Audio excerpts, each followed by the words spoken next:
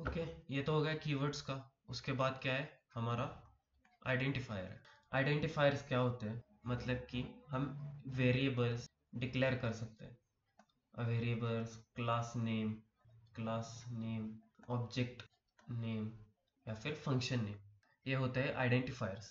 Okay, तो उस identifiers को डिक्लेयर करने के लिए, मतलब कि वेरिएबल, क्लास, ऑब्जेक्ट या फिर फंक्शंस को डिक्लेयर करने के लिए हम किस की लेटर्स का या फिर किस कैरेक्टर्स का यूज कर सकते हैं। तो यहाँ पे देखो, हम यहाँ पे अल्फा न्यूमेरिक कैरेक्टर्स ए से लेके जेड तक, डिजिट्स मतलब कि 0 से लेके 9 तक, और अंडरस्कोर ये भी यूज कर सकते हैं। बट उसमें कुछ रूल्स है। तो वो क्या है, हम ये फर्स्ट रूल हो गया कि हम ABCD कैपिटल या फिर स्मॉल, ये दोनों भी चलते हैं। हम डिजिट्स का यूज कर सकते हैं वेरिएबल्स, फंक्शन या फिर ऑब्जेक्ट को डिक्लेयर करने के लिए, और अंडरस्कोर का भी। तो ये तो हो गया फर्स्ट रूल हमारा। सेकेंड रूल क्या है कि जब हम वेरिएबल डिक्लेयर करते हैं, मान लो कि इंटीजर में हम वेरिएबल डिक्लेयर करने वाले ए, ये हम मोस्टली जब हम एज ए बिगिनर होते हैं तो हम ABCD से ही शुरुआत करते हैं। वेरिएबल्स क्रिएट कर सकते हैं या फिर फंक्शंस या फिर किसी का भी फंक्शन, वेरिएबल, ऑब्जेक्ट या फिर क्लास का नेम हम ऐसे इस तरह से दे सकते हैं। बट हम जो वे इनके जो नाम्स है आइडेंटिफायर्स, वो डिजिट से शुरुआत नहीं कर सकते। जैसे कि एग्जांपल देता हूँ, 1A, 2B या फिर 3X, ऐसे करके हम आइडेंटिफायर्स क्रिएट नहीं कर सकते, या फिर वेरिएबल के नाम, फंक्शन के नाम और जो भी है, इनको हम क्रिएट नहीं कर सकते। We always have to start with ABCD। ये स्मॉल हो गया, कैपिटल हो गया। थर्ड है अपर केस और लोअर केस आर डिस्टिंक्ट। मतलब कि अपर केस में लो या फिर लोअर केस में लो, कुछ भी फर्क नहीं पड़ने वाला। तुम्हें सिर्फ वेरिएबल डिक्लेयर करने के लिए शुरुआत में तुम्हें कैरेक्टर्स, मतलब कि A से लेके Z तक ये यूज करना। लास्ट रूल है जो नेवर यूज कीवर्ड्स, इनको डिक्लेयर करने के लिए, मतलब कि वेरिएबल्स, फंक्शन और क्लास नेम, ऑब्जेक्ट नेम, इनको डिक्लेयर करने के लिए हमें कीवर्ड्स का यूज नहीं करना। क्योंकि ये कीवर्ड्स, ये हम कोडिंग के टाइम यूज करने वाले हैं। क्योंकि हर एक कीवर्ड्स को कुछ ना कुछ तो मीनिंग है, और हर एक कीवर्ड्स की कुछ ना कुछ तो यूनिक प्रॉपर्टीज है। ये हो गया, आसान है। उसके बाद क्या पॉइंट आता है, what are the different data types in C++। Okay, different data types क्या है C++ में, जो कि हमारे है फंडामेंटल्स, जो कि बेसिक डेटा टाइप्स है। वो कौन से है, बेसिक डेटा टाइप्स या फिर फंडामेंटल डेटा टाइप्स, ये भी कह सकते हो। वो कौन से है, integer, character, Boolean, float, double, void और ये वाइड कैरेक्टर। ठीक है, ये हमारे है बेसिक डेटा टाइप्स। इनका बाइट साइज क्या होता है और इनकी रेंज क्या होती है, मतलब कि कहाँ से लेके कहाँ तक हम इस इंटीजर्स को या फिर कैरेक्टर्स को हम वैल्यू दे सकते हैं। फंक्शंस हो गए, एरेज हो गए, पॉइंटर्स हो गए और रेफरेंसेस हो गए।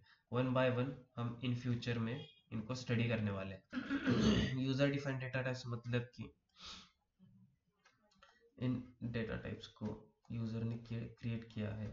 मतलब कि तुम्हें कोई क्लास तैयार करना है, तो तुम्हें एडिशन का एक क्लास तैयार करना है।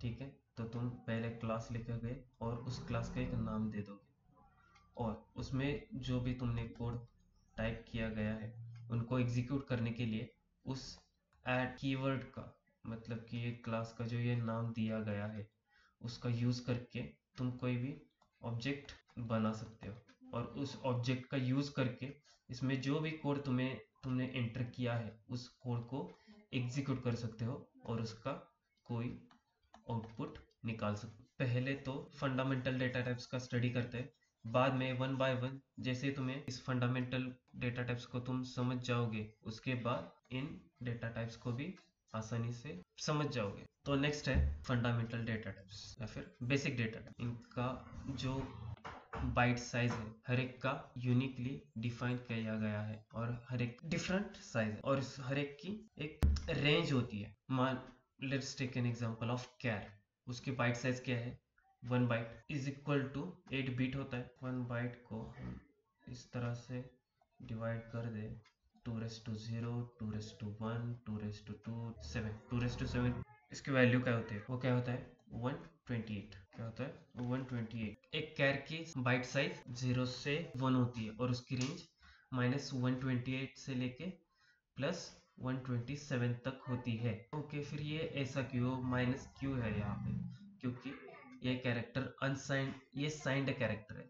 क्या है ये, तो जो भी हम इसका साइन रखेंगे मतलब कि माइनस या फिर प्लस, वो इस पावर में स्टोर किया जाएगा और बाकी के जो तुम्हारे 0101 जो भी डेटा है वो यहाँ पे स्टोर किया जाता है।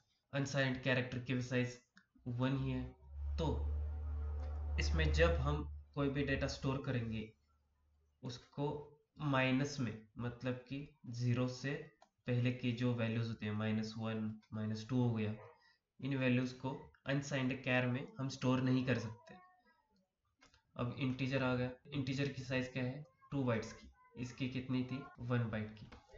2 रेस टू 15 कितना आता है 2 3 7 6 8। बट तुम ये सोचोगे कि यहाँ पे ये 7 कैसे आ गया, 0 भी एक पॉजिटिव नंबर ही होता है, 0 से लेके काउंट किया जाता है, ये 32 है।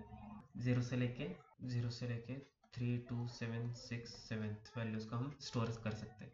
इसमें हम निगेटिव वैल्यूज भी स्टोर कर सकते हैं या फिर पॉजिटिव वैल्यूज को भी, बट इसके बाहर की, मतलब कि पॉजिटिव 3 2 7 6 7 इसके बाहर की या फिर इसकी नेक्स्ट वैल्यू हम स्टोर नहीं कर सकते, या फिर ये एरर हमें शो कर देगा, नहीं तो उसको रिप्लेस करके एज अ 1 स्टोर कर देगा या फिर 0 स्टोर कर देगा। ठीक है, इसके आगे की वैल्यूज हम मोस्टली नहीं डाल सकते। जब हम अनसाइंड देते हैं तब अनसाइंड इंटीजर देते हैं, उसमें सिर्फ 0 से लेके 65535 यहाँ तक वैल्यूज स्टोर कर सकते हैं। इसके बाद की 35 के बाद की जो भी वैल्यू है उसमें हम स्टोर नहीं कर सकते। हर एक के डेटा टाइप की रेंजिंग वैल्यूज डिफरेंट होती है, टेबल में देख सकते हो, फ्लोट की अलग हो गई, डबल की अलग हो गई, लॉन्ग डबल की अलग हो गई, तो हर एक की रेंज है, उस रेंज में ही हम वैल्यूज इसमें डाल सकते हैं।